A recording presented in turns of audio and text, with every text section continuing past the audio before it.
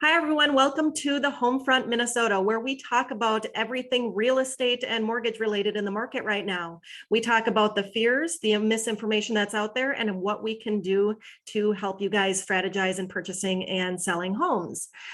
Today's topic is going to be second homes. How do we buy them? How do we lend on them? What are the good points, the bad points, and how can Chrissy and I help you through that purchase? So Chrissy, let's start talking about inventory for second homes, talking about the impetus of people who want to purchase second homes and what that looks like right now in the market. Well, in my market, I mean, typically the group that I typically work with, the age demographic, when we're talking second homes, people are usually looking for a lakefront property, right? Lake home, they want a property up north, or at my point in life, right? Kids are gone away to college, people are downsizing. Maybe they want a second home in a warmer location. So Like we're Florida, Arizona, those types of things. Yeah, Arizona, Florida, so we're kind of talking, those are two different things. And I think we'll talk about second property out of state on another Zoom. So today, yeah, let's talk about second homes, what that looks like. Like I said, lakefront homes are highly sought after. They come on the market if they're priced right and they're in good condition. They're selling quickly. This has been going on for the last couple of years. Are there some properties out there that are sitting longer than others? Absolutely. That's always going to come down to price, right? Because if the condition isn't there to support the price, the property is going to sit. And there's unfortunately a lot of sellers out there that are still holding on to this inflated idea of what their property should be valued at based on home sales in the last couple of years. Back a year and a half ago, maybe they saw their neighbor's property sell for $100,000 over list price, which definitely was happening, and in some areas is still happening. But so some people are holding on to unrealistic expectations, but inventory is still an issue. And we could definitely talk about some of the things that I'm doing from a realtor point of view to find some off-market properties for my clients when I know where they want to be. Yep, generating just that networking area around certain lake areas and certain places that are highly desirable for clients is really a advantage in the market that you can help clients use to be able to find possible off-market homes or homes that are going to be coming on the market that would be great second home options. I do want to talk about a little bit about second homes when it comes to lake property, especially in Minnesota, and how to purchase that property from a financing standpoint.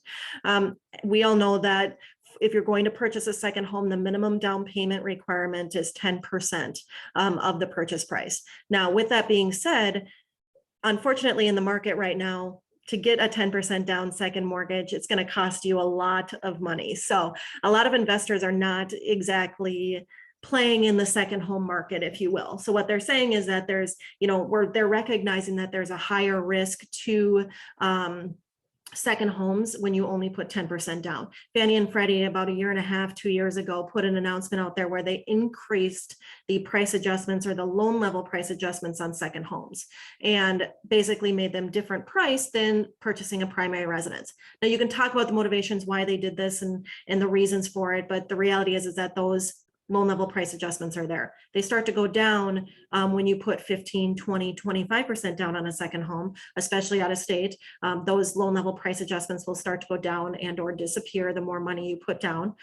With us specifically, we do have a product that if you put 10% down on a second home, they are not subject to those loan level price adjustments. So that helps people purchase those second homes at near market interest rates on primary residence without having to deal with the increased interest rate or the increased cost of that interest rate due to those adjustments. So we use a lot of strategies with our clients in purchasing second homes. We're very familiar with that process and how to talk through that with clients, how to strategize through that. We lean on Chrissy a lot through the negotiation of things to really target that lake property, make sure that the appraised value is going to be there, make sure that things are going to work out as they should from a lending standpoint, and really just make sure that we can have a deal that comes together for our clients. So we've been doing this, together for what, 5-6 years, and been able to help many of people purchase second homes.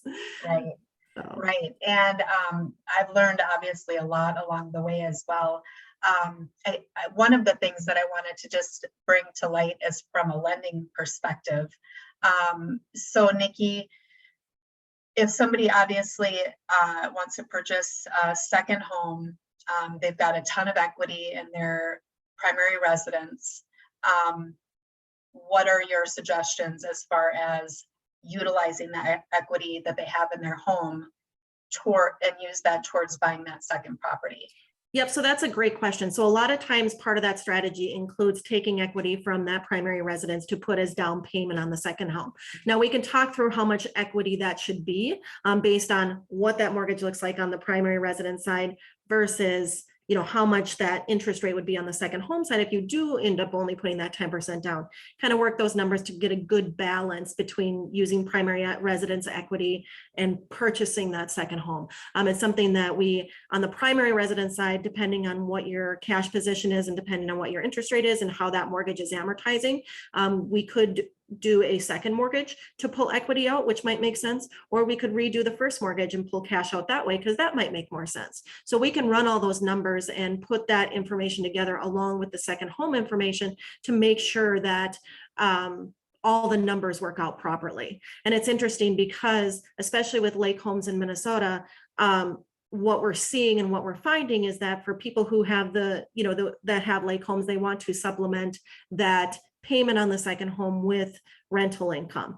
And the whole definition of a second home is that you are going to be occupying the home part of the time. Now, there's definitely some rules and regulations involved in that, but just something to definitely keep in mind if you're on the strategy of how you're going to purchase that lake home is whether we're going to purchase it as a second home investment property, what that's going to look like, et cetera. So just trying to put those balances back and forth, to make sure that we have the proper financing in place.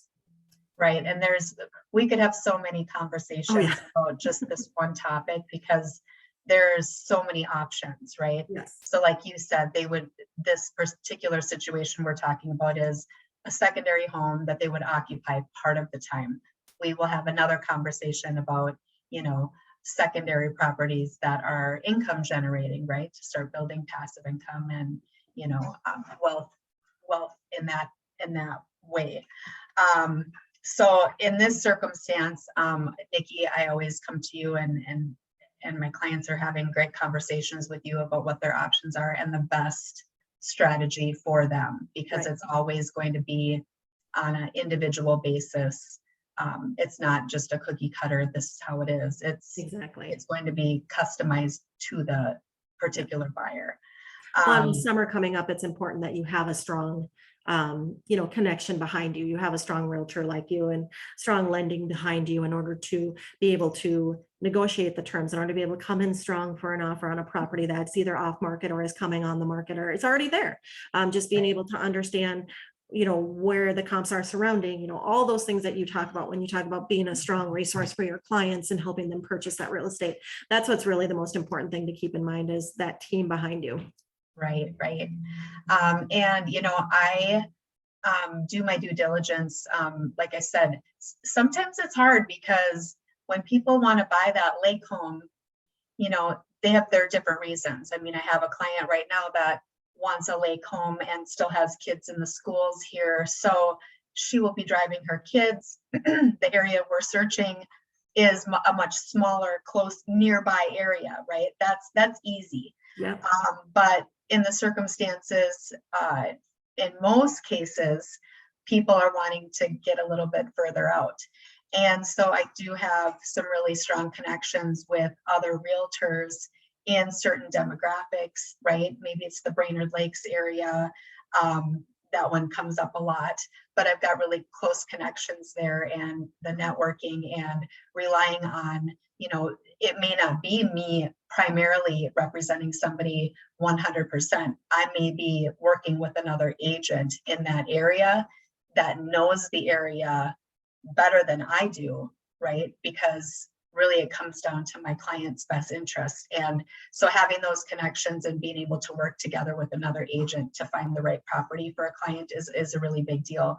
But looking around where we're at, and if it's within an hour, I'm typically going.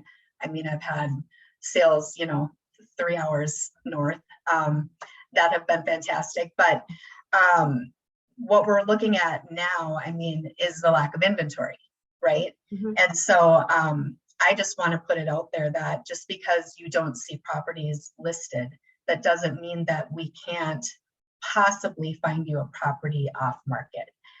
There are certain ways that we do that. Number one is networking within our brokerage, right? We've got over 3,000 agents in our brokerage. And when people have a withheld listing, that means they're selling, it's not on the MLS. So if we can connect with somebody with a withheld listing, you may have an opportunity to buy that property before it ever hits the MLS. So that's one great strategy. Number two is prospecting around the areas, around the lakes that our clients have interest in. And we have quite a few ways of doing that. We shared one on our Monday meetup Zoom last week, talking about circle prospecting. So I'm working on that this week, looking at some particular lakes where my clients want to be. And hopefully we'll find somebody that, you don't know. Somebody might be ready to sell, and all they need is to know that there's a buyer for their home. And guess what? Now we've found you an off-market property. So a lot of strategies involved with that, but it all circles back to you first have to have your finances in order and be ready to act when that happens. Yeah. And so, Nikki, real quick, I just want to touch on this. So if somebody were to want to access their home equity, use that as a down payment, what is a timeline in order for them to get that set up? And you know what I mean? Because I know there's a process. And I know it doesn't happen in just a day or two. It could take a couple weeks, right? It does. Yeah. So depending on their equity position, there may or may not be an appraisal involved on a second mortgage. On a first mortgage, you're always going to have an appraisal involved. Well, most of the time, I should say, you're going to have an appraisal involved. So that appraisal timeline is usually about a couple weeks. So you got to take that into consideration. From application to closing, we generally say 30 days on any mortgage transaction. Second mortgages can go faster than that, depending on if they have an appraisal or not. But I would allow at least 3 weeks on any transaction in order to be able to access equity to put down to the payment. Now, what a lot of people will do is they'll get what's called a home equity line of credit, or a second mortgage that is a line of credit secured on their primary residence, not draw on it, but have it ready to go so that when the time comes, they have their down payment ready, they have their earnest money ready to go, and they can draw on that line at any time in order to secure the down payment for the purchase on the second home. So that's one strategy that we help people use to find down payment funds to be able to use equity that they built up to purchase that second home. That's going to be really a nice place for them and their family. Right. So I did want to bring that up because if something came up and somebody wanted to act on a property right away, Sure. I would hate to have them lose out on that opportunity because they didn't have their ducks in a row in advance. So if this is something that, has been on your radar, I would encourage you to start that process now, 100%. just to be prepared for when that right perfect property pops up for you, so that you can act on it. And on that note, I'm going to say, if you're ready to start looking, I mean, we are now in May. What are we at? May 8th? Mm-hmm. I don't even know what day it is. I know. May 8th. But the sun is shining and we're finally seeing the warmer temps. And hopefully this means we may start seeing a little more inventory. I think we've had people holding off on listing their properties for a number of reasons. Spring market, I think, is getting, as far as inventory goes, I think we're getting a little bit of a late start. Mm-hmm. Hopefully we start seeing a little bit more, but with rumor of rates possibly coming down here in this week or next, I'm hoping that we see a little more movement with some inventory of properties hitting the market as well. So, Right. so if this is something that you're interested in, you know, you've wanted to look at a second property, or even just, you know, you're ready to, kids are gone, you're an empty nester, you're ready to go and get that house that you've wanted and you've been waiting for. Let's talk. Let's figure out what your circumstances are, and we'll set you up so that you're ready when that right property comes. Absolutely. Or let's target an area where you want me to start finding that property. Absolutely. Right? Like we always say, advice is free. So we're here to help. We're here to give you in a position to buy, whether it be that second home or any other home that you're interested in. We're here to give you the truth about what your financing looks like, about what the negotiation is going to look like, what the market is, and to make sure that we have your best interests in mind. So. Right. So thank you. Yes. Thanks, everyone. Thank you, Nikki. And until next time, we'll see ya. Bye.